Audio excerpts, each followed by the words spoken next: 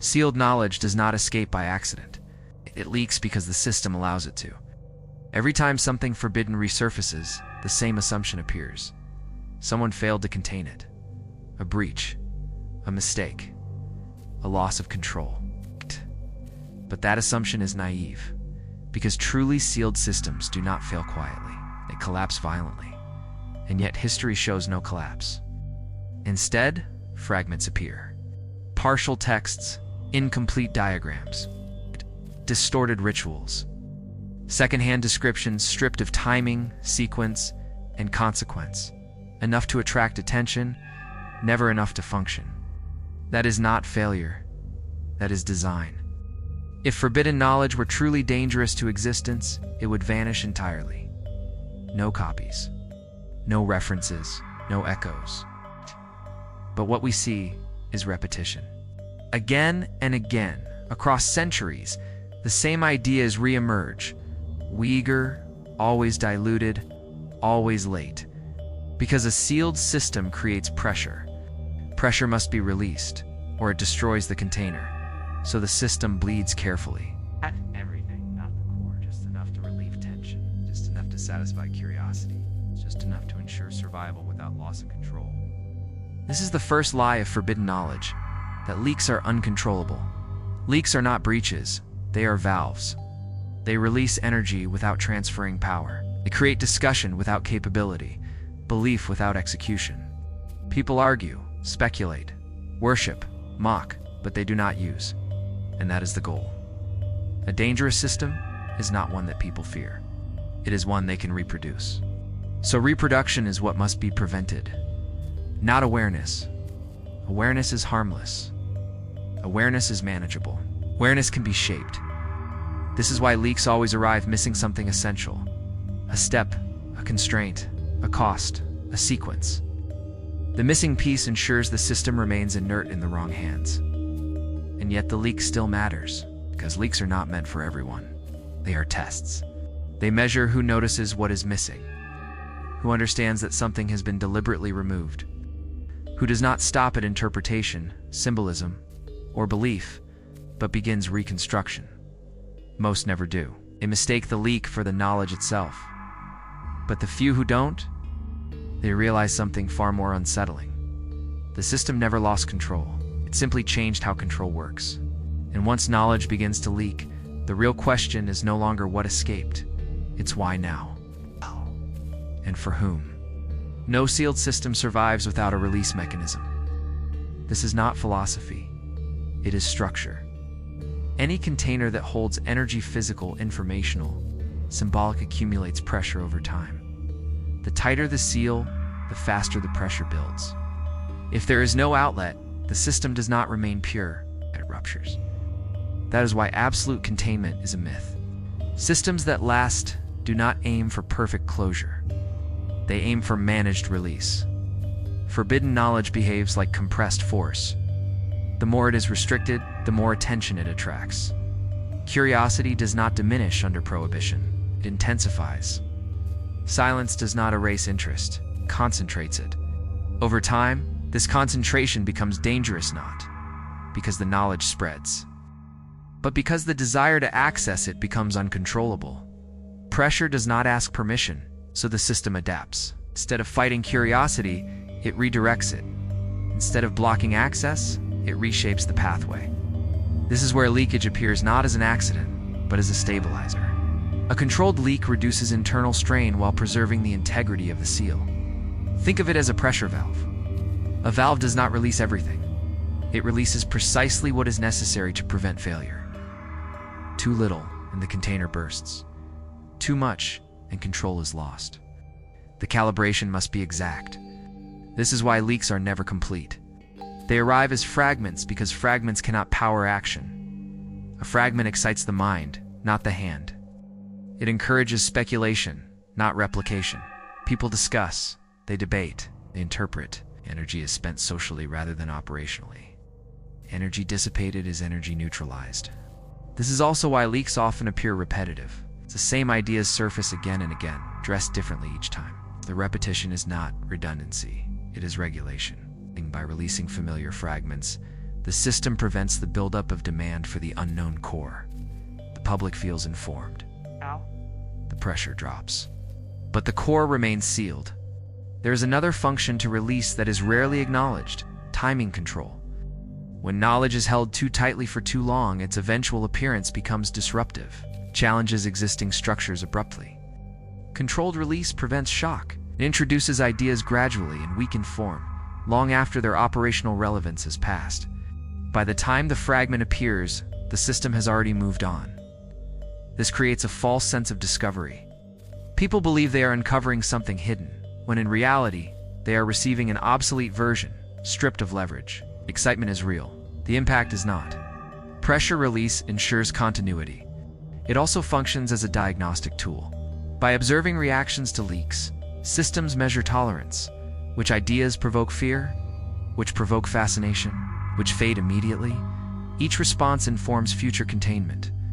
Leaks teach the system how much can be shown without consequence. In this way, the public becomes part of the regulation mechanism. Their reactions shape the next release. Curiosity becomes predictable. Predictability enables control. This is why sealed systems rarely panic when something escapes. Panic suggests the loss of authority. Instead, response is calm, delayed, and ambiguous. The lack of urgency communicates confidence. Nothing critical has happened. And usually, that is true, because what escaped was never critical. The truly dangerous components, the sequences, dependencies, costs, and thresholds, remain absent. Without these, the fragment cannot be assembled into a functioning whole. It becomes a dead circuit. Dead circuits attract attention but produce no effect. Another reason pressure release is necessary is psychological saturation. When knowledge is completely inaccessible, it becomes sacred. Sacred things inspire devotion, obsession, and extremism. These outcomes are unpredictable and difficult to manage. Partial access desacralizes. It turns mystery into familiarity. Familiarity reduces intensity. Once something is known a little, the hunger to know everything weakens. People feel closer to the truth than they are. That feeling is enough to pacify pursuit. This is containment through satisfaction. The system does not need to stop inquiry. It needs to complete it prematurely. When curiosity believes it has reached an answer, it stops searching. The seal holds without resistance. This is why pressure release is never framed as permission. It is framed as exposure, discovery, or accident. The illusion of spontaneity preserves the narrative of control. No one appears responsible. No authority admits intent. Intent remains invisible. But the pattern is consistent. Every long-lived system develops mechanisms to bleed excess force. In information systems, that force is curiosity paired with capability. Curiosity alone is harmless. Capability without curiosity is inert. It is the combination that threatens structure. Leaks dissolve that combination. They feed curiosity while starving capability. Over time, the public learns to consume fragments rather than seek systems. Knowledge becomes episodic, sensational, disconnected. The ability to reconstruct disappears beneath noise. Noise is the final form of pressure release. It keeps attention moving without allowing it to settle long enough to build momentum. Each new fragment replaces the previous one before synthesis can occur. This is not chaos, it is regulation. And it explains why sealed knowledge never truly stays hidden, yet never truly returns. Because the system does not aim to eliminate pressure, it aims to manage it indefinitely.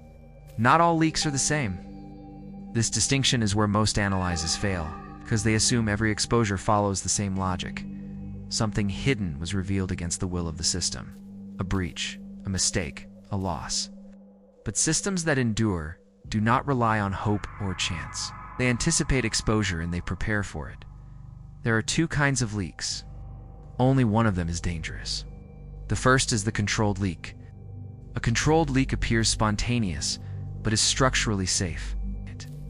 It releases information that has already been neutralized by age, fragmentation, recontextualization, or omission. It is often introduced through intermediaries, scholars, commentators, collectors, or translators, far removed from application. The distance matters. Distance converts capability into interpretation. Controlled leaks arrive with limitations baked in. They lack sequence, they lack prerequisites, they lack cost. Without these elements, knowledge cannot operate. It can only be discussed. Discussion absorbs energy. Operation converts energy into consequence. The system prefers the former.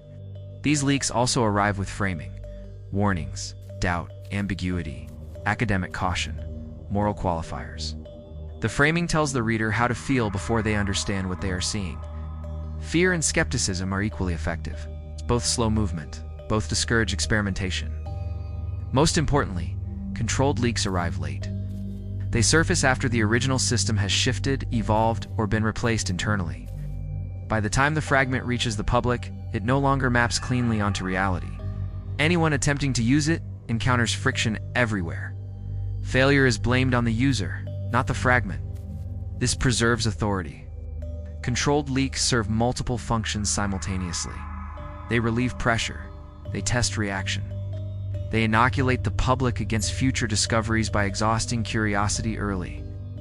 Once people believe they have seen behind the curtain, they stop pulling at it. This is why controlled leaks often become popular. Popularity is a signal of safety. A leak that spreads widely without resistance has already been deemed non-threatening. It has passed through internal review long before it reached public hands. The system does not chase it because it does not need to. The damage has already been prevented. Then there is the second type, the accidental leak. Accidental leaks are rare, and they behave differently. They appear abruptly. They lack framing. They do not come with explanations or warnings. They often surface in raw format, translated incomplete, difficult to understand. Their danger lies not in clarity, but in potential. An accidental leak threatens not because it explains too much, but because it explains just enough to allow reconstruction. These leaks are unstable. They are followed by rapid response, confusion, contradiction, ridicule, or sudden disappearance. Competing narratives flood the space. Attention is redirected. The leak is reframed as hoax, misinterpretation, or irrelevance. The goal is not to erase it, that would draw focus, but to drown it. Noise is the antidote. The system moves quickly because accidental leaks bypass calibration. They introduce uncertainty.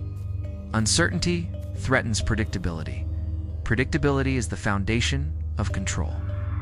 This is also why accidental leaks rarely remain intact. They fragment almost immediately. Pieces are isolated, removed from context, or stripped of their operational implications. What remains is incoherent. Anyone attempting to assemble meaning encounters contradiction at every step. Contradiction paralyzes synthesis. Another hallmark of accidental leaks is misalignment with authority. They do not emerge through sanctioned channels. They are not associated with credible intermediaries. They often appear in obscure locations, incomplete records, or forgotten margins. Their very obscurity makes them dangerous. Because they attract a different kind of attention, the attention of those who already suspect containment. But even accidental leaks rarely survive long enough to cause disruption. Why? Because systems do not rely on suppression alone. They rely on conversion. An accidental leak is either absorbed or neutralized. Absorption turns it into a controlled leak, turns it into a cautionary tale. Both outcomes restore equilibrium. Absorption occurs when the system reintroduces the leaked material in a safer form, simplified, moralized, or symbolic. Once absorbed, the original leak loses relevance. Public interacts with the sanitized version instead. Neutralization occurs when the leak is associated with instability, madness, obsession, fraud, danger. This discourages engagement without requiring force. People distance themselves voluntarily. Voluntary distance is ideal. This is why true accidental leaks often feel fleeting. They surface briefly, generate confusion, then vanish beneath layers of reinterpretation. Those who notice them are left uncertain. Uncertainty discourages action. Action requires confidence. Confidence is what leaks are designed to prevent. The distinction between controlled and accidental leaks also explains a deeper pattern. Why some truths are endlessly debated and others are barely discussed. Endless debate signals containment. When an idea can be argued forever without resolution, it has been defanged. It circulates endlessly without producing outcomes. Accidental leaks, by contrast, threaten to converge toward action. They push toward reconstruction rather than interpretation. That convergence is what the system cannot allow, so debate is encouraged. Polarization is amplified. People argue over belief, intention, morality, anything except function. Function is where power transfers. Controlled leaks are optimized for belief. Accidental leaks threaten capability. Over time, the public learns to mistake exposure for access. They see something revealed and assume the seal has been broken. But a broken seal leaves residue, evidence of rupture. What persists instead is smooth continuity. Continuity reveals intention. This is the final test. If a leak truly threatened the system, the response would be disproportionate and immediate. Silence would break. Force would appear. History would bend. When none of this happens, it means the leak was already accounted for. The system does not react to controlled leaks because it authored them indirectly. It reacts only to loss of calibration. Calibration is restored quickly. This is why the most unsettling leaks are not the ones that spread widely, but the ones that disappear quietly. The ones that never become popular. The ones no one seems eager to discuss. Those are the leaks that mattered. Now, those are the ones that teach a final lesson. Exposure is not the opposite of control. It is one of its tools. Every leak arrives incomplete. That incompleteness is not accidental. Across history, forbidden knowledge does not reappear in its original form. It returns as a weakened echo, simplified, fragmented, symbolic, or distorted just enough to prevent execution. This is the downgrade. And it is the most consistent feature of controlled exposure. A downgraded version preserves recognition while destroying function. Recognition satisfies curiosity. Function transfers power. The system allows the first and prevents the second. This balance explains why leaked knowledge feels familiar, yet unusable, compelling, yet inert. The downgrade operates on several levels simultaneously. The first level is procedural removal. Original systems depend on sequence. Order matters.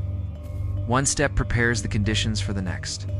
When steps are removed or rearranged, the system collapses. Leaks almost always omit these dependencies. Instructions appear without prerequisites. Results are promised without cost. The logic chain breaks silently. Without sequence, repetition fails. The second level is context stripping. Knowledge does not operate in isolation. It requires environment, timing, material conditions, cultural assumptions, and constraints. Downgraded versions remove this context. What remains looks universal, but works nowhere. Readers attempt application in incompatible conditions and conclude the system with superstition. Failure discredits the method. The third level is symbol inflation. When function is removed, symbols expand to fill the void. Seals become art. Rituals become metaphor. Entities become characters. Interpretation replaces execution. Discussion replaces testing. The system transforms from a tool into a narrative. Narratives are safe. Tools are not. This is why downgraded versions often become popular. They invite meaning rather than risk. Anyone can engage. No one can replicate. The barrier shifts from knowledge to capability. The fourth level is moral saturation. Downgraded knowledge is surrounded by ethical framing. Warnings, taboos, and exaggerated consequences discourage experimentation. The knowledge is not forbidden outright, is portrayed as irresponsible to pursue. Responsibility becomes the gatekeeper. This creates self-censorship. People internalize limits. They stop themselves before encountering resistance. The system expends no energy enforcing boundaries because boundaries now exist in the mind. The fifth level is technical ambiguity. Critical terms lose precision. Definitions blur. Translation multiplies interpretations. Each version differs slightly. Slight differences accumulate into incompatibility. Anyone attempting synthesis encounters contradiction and uncertainty. Uncertainty halts action. The sixth level is temporal displacement. Downgraded versions surface after relevance has shifted. Techniques that once operated within specific structures no longer align with current conditions. Even if reconstructed correctly, they fail to produce outcomes. Failure reinforces the belief that the system was never real. Timing is the final seal. Together, these downgrades produce a powerful illusion, exposure without consequence. People see something revealed and assume danger has passed. They assume control has failed. In reality, control has matured. Downgrade is more effective than suppression because it creates closure. A suppressed system remains mysterious. Mystery invites pursuit. A downgraded system appears resolved. People believe they understand it. Understanding false or partial ends inquiry. This is why downgrades are never announced. No authority states, this version has been weakened. Instead, the downgraded version is presented as complete. Its failure is attributed to misunderstanding, belief, or error. The possibility that something essential is missing is rarely considered. And that is the point. Downgraded knowledge is designed to collapse under use. Each failed attempt reinforces doubt. Doubt spreads faster than success.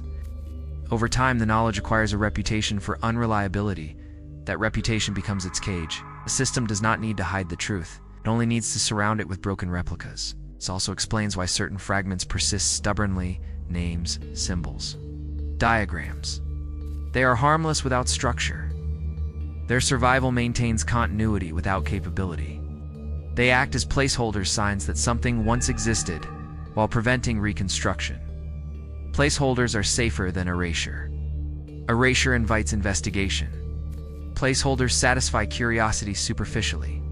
The mind moves on. The downgraded version phenomenon reveals the deepest logic of containment. Control does not oppose knowledge. It edits it. What remains looks complete enough to stop searching, but incomplete enough to prevent action.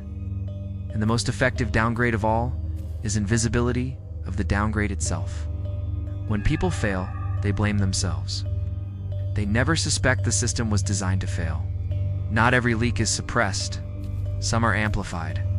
This is the part that feels counterintuitive, because popularity is usually mistaken for danger. People assume that if something spreads widely, it must threaten authority. But in controlled systems, the opposite is often true. Popularity is a signal of safety. Leaks that become popular are not the ones that transfer capability. They are the ones that absorb attention. Attention is finite. When it is captured by something non-operational, it is no longer available for reconstruction. This is why certain leaks are allowed to circulate freely, even encouraged. Popular leaks share a consistent profile. They are dramatic but shallow, provocative but incomplete, emotionally engaging but structurally hollow. They generate belief, outrage, fascination, or identity but not function. This makes them ideal decoys. When a leak is made popular, it performs three tasks at once. First, it redirects curiosity. Instead of seeking the original system, people fixate on the exposed fragment. They analyze it, debate it, defend it, attack it. All that energy remains trapped at the surface. Second, it exhausts interest prematurely. Once something has been widely discussed, most people feel there is nothing left to discover. The subject becomes known, even if nothing essential was learned. Familiarity replaces inquiry. The drive to go deeper dissolves. Third, it normalizes exposure. When leaks are common, they stop feeling significant. The idea that something was once sealed loses its weight. People assume that if it were truly dangerous, it would not be visible. Visibility becomes proof of harmlessness. This is the most effective neutralization strategy of all. Popular leaks also create noise. Noise does not hide information. It dilutes signal. When multiple interpretations compete, synthesis becomes impossible. The original structure fragments into opinion. Without convergence, no operational model can emerge. Debate replaces direction. This is why systems often allow multiple contradictory versions of the same leak to circulate simultaneously. Each version undermines the others. Truth becomes subjective.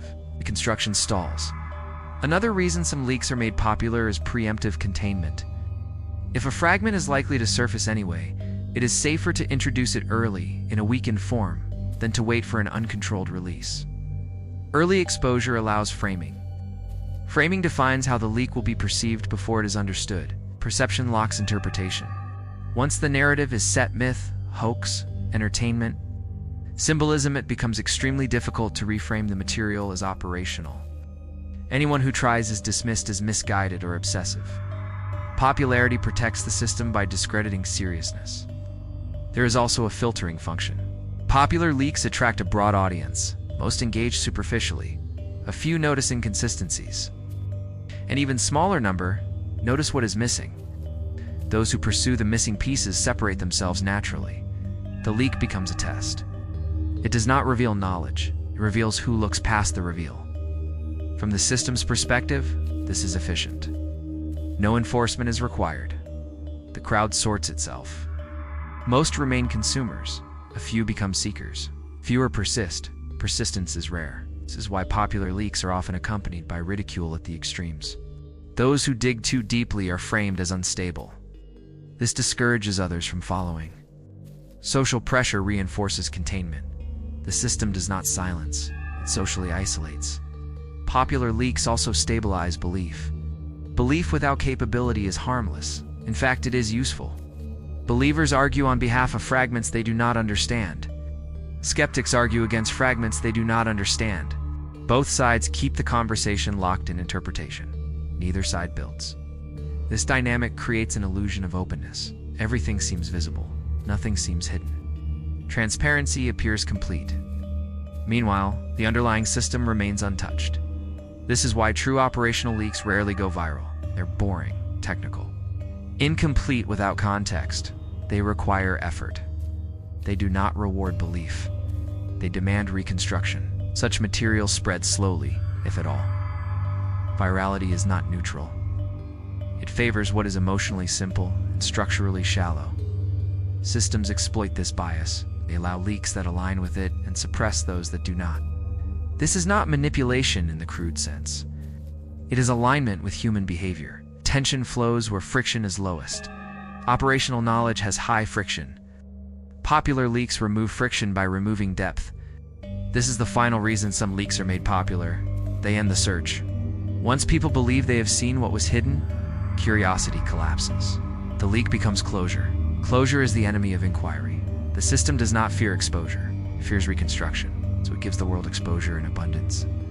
Carefully selected. It's carefully weakened. Carefully framed. Till the hunger for the original disappears. And when the hunger disappears, the seal holds without effort. Leaks are often described as breakdowns, as moments when control slips, when something hidden escapes its container. But this framing misunderstands the function leaks actually serve. Leaks are not failures, they are filters. Failure loses information indiscriminately. A filter selects. It allows certain elements to pass while stopping others. When forbidden knowledge leaks, what emerges is never random. It is calibrated to reveal interest without enabling replication. This is the purpose of the leak. The first filter is attention. Most people encounter a leak and stop at reaction, shock, excitement, fear, entertainment. The leak satisfies emotional curiosity and nothing more. Attention is spent quickly. The material becomes background noise. For this group, the leak ends the story. They were never meant to go further. The second filter is patience. Some move beyond reaction. They read more, compare sources, notice inconsistencies. But patience erodes when answers do not arrive cleanly. The missing steps frustrate. Contradictions multiply. Many disengage here, concluding the knowledge is incoherent or overhyped. Attrition is intentional. A functioning system requires sustained focus. If patience collapses early, capability never forms. The leak has filtered out those unwilling to endure ambiguity. The third filter is discipline. A smaller group persists despite uncertainty. They resist interpretation and seek structure. They ask not what the leak means, but what it does not include. They begin mapping absences instead of presences. This is where the filter tightens. Discipline demands restraint. Most seekers overconsume fragments, drowning in information. Those who slow down, who avoid premature conclusions, progress further but at significant cost of time and isolation. The leak does not encourage them, it tests them. The fourth filter is risk tolerance. Construction requires experimentation, conceptual or practical. Experimentation carries consequences. Social ridicule, wasted effort, personal doubt, most will not proceed without validation. Validation never comes. This removes another layer. Only those willing to proceed without approval remain. But even here, the filter is not complete.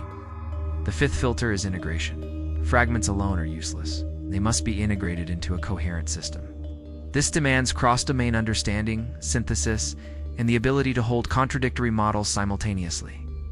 Very few reach this stage, and fewer succeed. Those who fail here often mistake partial insight for completion. They believe they have grasped the core and stop. The system remains safe because incomplete integration produces no leverage. The final filter is silence. Those who pass all previous filters rarely speak publicly, not because they are forbidden, but because articulation attracts noise. Noise disrupts synthesis. Silence preserves momentum. This is why meaningful reconstruction leaves little trace. Leaks do not create movements, they isolate individuals. Isolation is containment. From the outside, it appears as if nothing happened. The leak came and went. Interest spiked and faded. The system remains unchanged. In reality, the filter has quietly sorted thousands into layers of disengagement. This is vastly more efficient than suppression. Suppression provokes opposition. Filters provoke self-selection. People exclude themselves willingly, believing the decision was their own. This preserves legitimacy while maintaining control. This is also why leaks are never corrected. If a leak were truly accidental, authority would rush to clarify or retract. But clarification risks completion. Completion risks replication. So ambiguity is preserved. Ambiguity is not ignorance, it is protection. The system does not fear misunderstanding, relies on it. Leaks as filters also explain why some individuals seem to wake up while others do not. Even when exposed to the same material, exposure is not the variable. Interpretation is not the variable. Persistence is. And persistence is costly by design. This cost ensures that even when knowledge leaks, it does not scale. It remains individualized, fragmented, and slow. It never becomes collective power. Collective power requires coordination. Coordination requires clarity. Clarity is what leaks are designed to avoid. So when a leak appears, the question is not whether control has failed. The question is who it is filtering for. Because if the system wanted to stop leaks, it could. What it wants instead is separation. Those who consume, those who speculate, those who quit, those who reconstruct. Each leak sorts them quietly. No force, no announcement, no failure. Only filtration. Leaks are not the final stage. They are transitional. A system that relies on leaks forever becomes noisy, inefficient, and unstable. Many fragments circulating create unintended synthesis. Too much ambiguity invites reconstruction.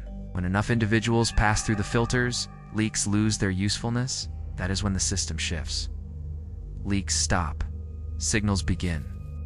A signal is not information. It is instruction without explanation. Where leaks spill fragments, signals indicate direction. They do not teach. The cue. They activate recognition rather than understanding.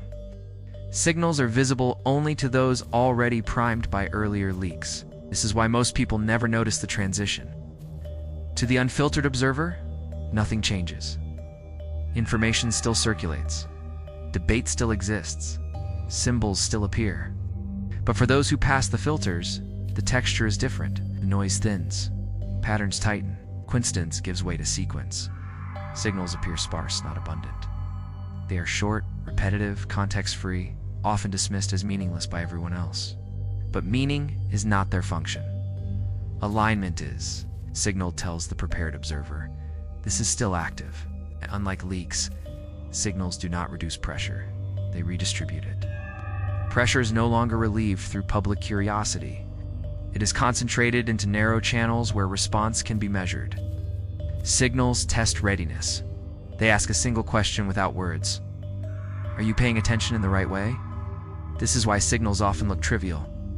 A phrase repeated across unrelated texts, a symbol resurfacing without explanation. A sequence that appears too often to be random, but too subtle to prove intent. Proof is irrelevant.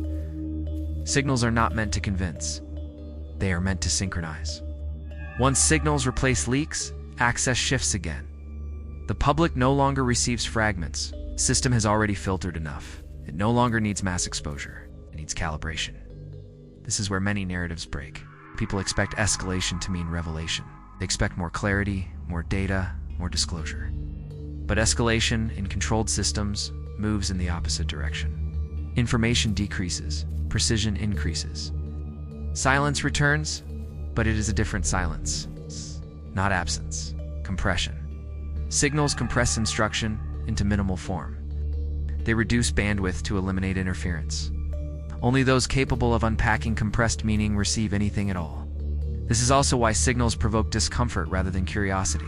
Curiosity seeks novelty. Signals repeat. They circle. They refuse explanation.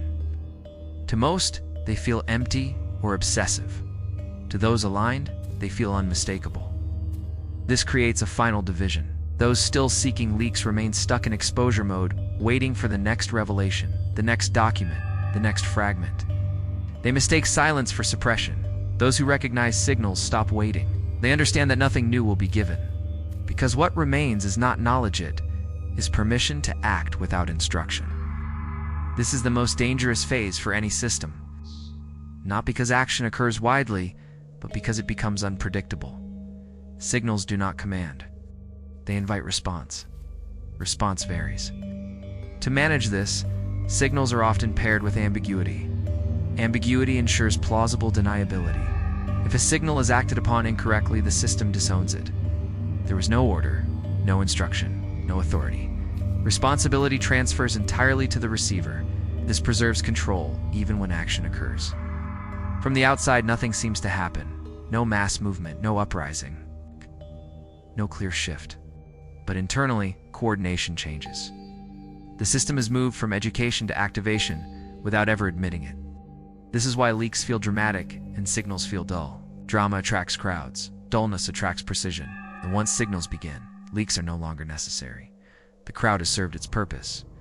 The filters have done their work. What remains is a thin layer of observers who no longer need explanation. They only need confirmation. A signal confirms continuity.